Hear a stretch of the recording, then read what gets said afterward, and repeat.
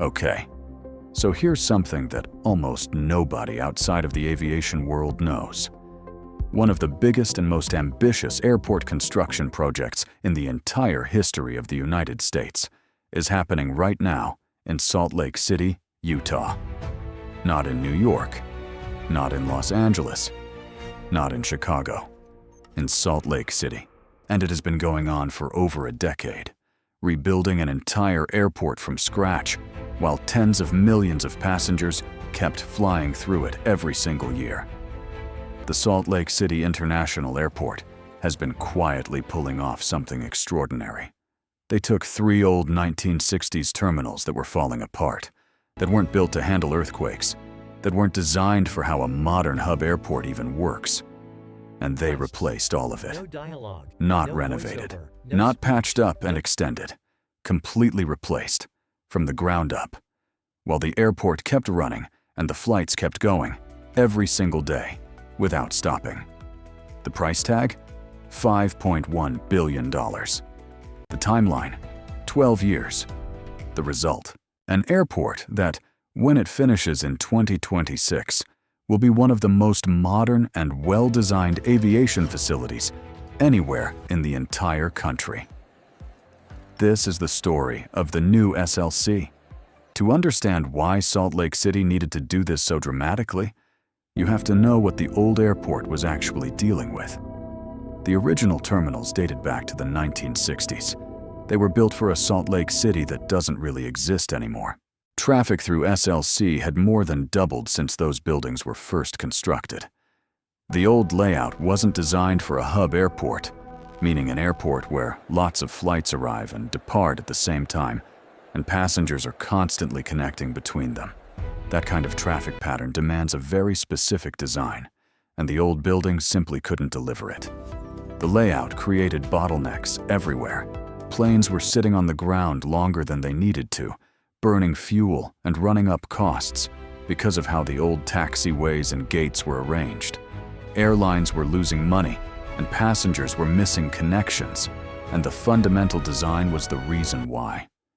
And here's the factor that really matters in Utah.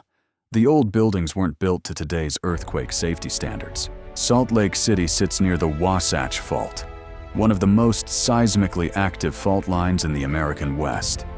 The Wasatch Front, the dramatic mountain range running right along the eastern edge of the city, sits on a fault system that geologists say is capable of producing a major earthquake. Running millions of passengers through airport terminals that can't handle that kind of event is not a small or theoretical risk. It's a real one, and it was a reason, alongside everything else, to tear it all down and start fresh. So in 2017, ground was officially broken on what would become one of the largest airport construction projects in American history. The plan was bold. Build an entirely new airport right next to the operating one, keep the flights moving the whole time, then demolish the old buildings and complete the new ones. The stated goal was something the project team called zero impact to travelers, meaning passengers flying through Salt Lake City during all those years of active construction were not supposed to feel it. For the most part, they pulled it off. The new terminal and concourses were built on land adjacent to the old ones, and the sequencing was managed so that travelers were always walking through finished, functional spaces rather than past construction barriers. The new airport covers nearly 300 acres. It replaces 29 separate old structures. The central terminal alone is 909,000 square feet. There are 2 massive new concourses, Concourse A, which stretches 3,700 feet, and Concourse B, which runs 4,300 feet. When all the phases are complete by 2026, Salt Lake City will have 94 total gates, including 6 specifically dedicated to international flights. Supporting all of this is a 5-level parking garage with 3,600 spaces, a 3,000-space economy parking lot, a brand new consolidated rental car facility, a central utility plant, and more than 60 acres of new airfield paving. The airport installed SafeGate aircraft docking systems at every gate. automated technology giving pilots precise, real-time visual guidance to park safely, cutting gate turn times. The architectural firm leading the design was Chook. The construction joint venture was Holder Construction and Big D Construction, a team known for delivering complex projects on time. Now here's the part that sets this project apart from almost every other airport construction program in the country. They actually hit their early deadlines. Phase 1 of the program wrapped up in 2020, on time and within budget.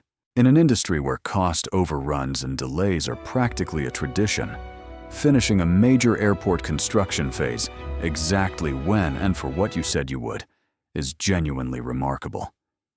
The team managed COVID, supply chain disruptions, an aggressive schedule, and the complexity of building inside an active airport, and still delivered.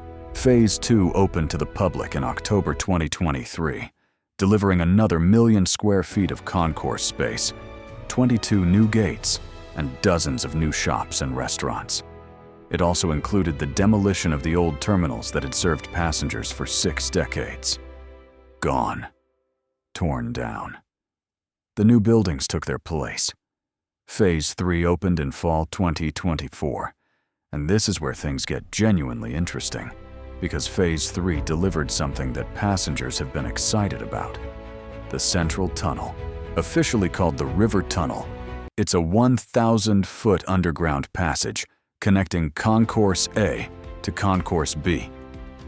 Before this tunnel existed, getting from one concourse to the other took at least 13 minutes, a walk that anyone making a tight connection was absolutely not thrilled about. The tunnel cut that time to under 6 minutes, thanks to 6 moving walkways that carry you through.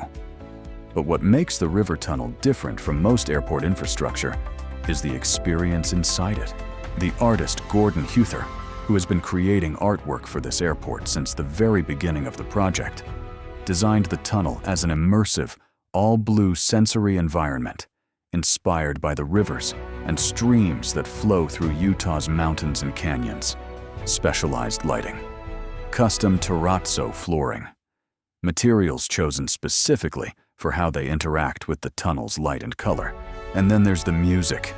Huther curated a 100-song playlist that plays inside the tunnel, including classics like Salt Lake City by the Beach Boys, the Mormon Tabernacle Choir performing at Temple Square, and Marie Osmond singing In My Own Little Corner of the World. Walking through it isn't like walking through an airport connector. It's an experience. It's one of those rare moments in airport design where someone actually made something that deserves to be called art. The broader art program throughout the new SLC is a significant part of what makes this project genuinely stand out. The installations include pieces called Canyon 2.0, Northern Light, and The Falls, all created with the specific goal of representing what makes Utah visually and culturally distinct. The design team at Hoke described their approach as genuinely trying to understand what was special about the state, and then building that identity into every layer of the building. Travelers moving through this airport are not walking through a generic transit facility. This is a building with a sense of place. Phase 3 also added new concessions on Concourse B, 4 new art installations, and 5 new Delta Airlines gates.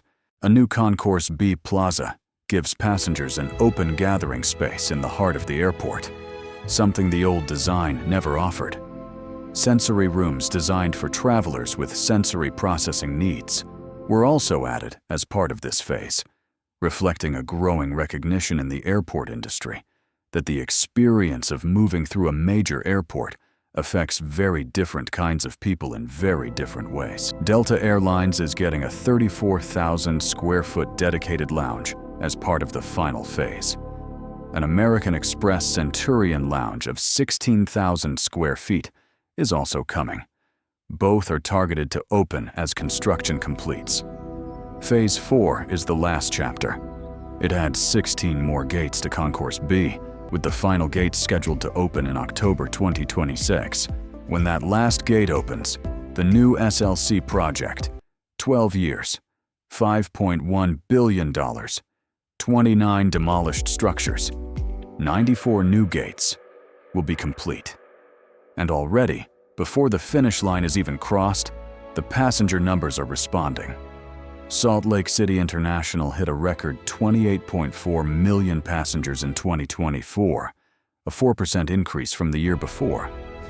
The airport is designed to handle 34 million annually, and when it eventually hits 35 million, which based on current growth could happen within just a few years, the plan calls for starting construction on concourses, an entirely new expansion that may even include a small automated people mover to move passengers between concourses more efficiently. The sustainability numbers are serious. The ground service equipment for the entire terminal is 100% electric, making Salt Lake City one of the first airports anywhere in the world to completely eliminate fossil fuels from ground operations. The terminal uses an evaporative cooling system that consumes significantly less energy than traditional climate control, well suited to Utah's dry climate. And not a single local tax dollar is going toward any of this. The project is funded through airport cash reserves, passenger facility charges from ticket sales, customer facility charges from rental car operations, airport revenue bonds, and federal airport improvement grants. The economic return on all that investment is significant. Every dollar spent on the redevelopment program generates roughly $2 in economic benefit for Utah's broader economy. The total projected economic benefit of the full program comes in at nearly $9.8 billion, almost double what was spent building it. And then there's the human story at the center of all of it. The program was led for over a decade by Michael Williams, who had previously guided major terminal projects at Atlanta Hartsfield-Jackson and Boston Logan before coming to Salt Lake City in 2012. He passed away in May 2025 at the age of 72 from cancer before seeing his life's defining project fully completed. His message to his team from the hospital right to the very end was 3 words: "You need to finish." Those 3 words became the rally cry for everyone still working on the new SLC. The team decided they were going to finish it for Mike, and they are. Drop a comment below. Have you flown through the new Salt Lake City Airport yet? Did you walk through the river tunnel?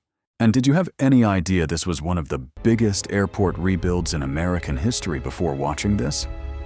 Like and subscribe to Mega Airport Works, and we'll be here tracking every gate and every milestone until the new SLC crosses its finish line.